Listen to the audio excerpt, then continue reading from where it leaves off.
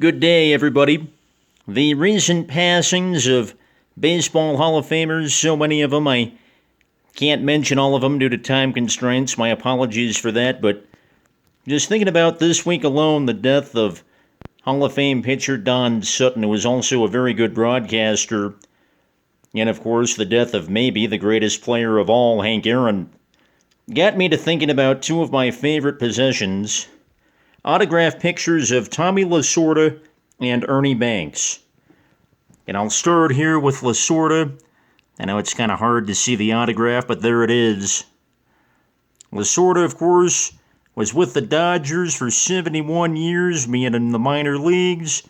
The front office, of course, most famously as a manager, ending the 1976 season and carrying on midway through 1996 when he suffered a heart attack.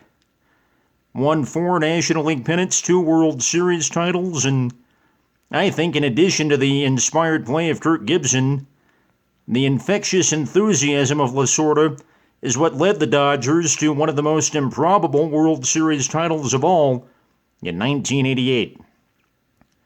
And I think because of LaSorda's enthusiasm for baseball and for life in general, he was able to make it long enough to see the Dodgers win their first World Series since 1988 on October 27, 2020. And as we know, LaSorda died on January 7th at the age of 93. One of the best managers ever, one of the finest characters in baseball, and is already missed. At least to me, he is already missed. And I got this picture, by the way, from a friend of mine who got it at an estate sale, and she gifted it to me.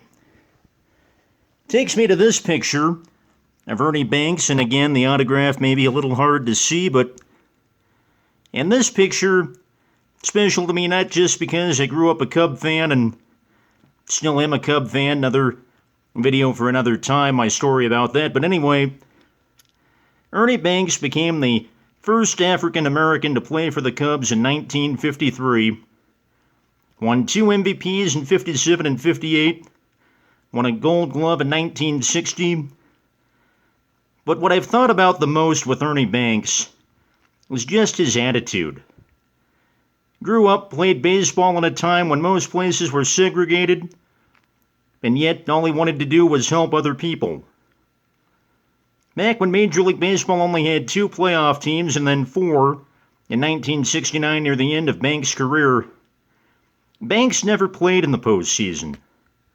But it didn't bother him too terribly, not that he let on anyway. He didn't regret signing with the Cubs. He didn't force a trade from there, staying with the Cubs till he retired in 1971. He didn't beg for baseball to expand its playoffs so he had more of a shot. He just played the game. And I also thought about one of his favorite sayings: let's play 2. Of course, he wouldn't want those games to be 7 innings. He'd want them to be 9 innings, as they were back then, and also at a time when doubleheaders were more common. And I think about Ernie Banks and his attitude, and the way he played the game, the way he conducted himself. I can't help but think, man, I wish more players today had the attitude that Ernie Banks did, or at least something similar. And something else I didn't realize till I was researching Ernie Banks last night. Today, January 23rd, marks 6 years to the day that Ernie died.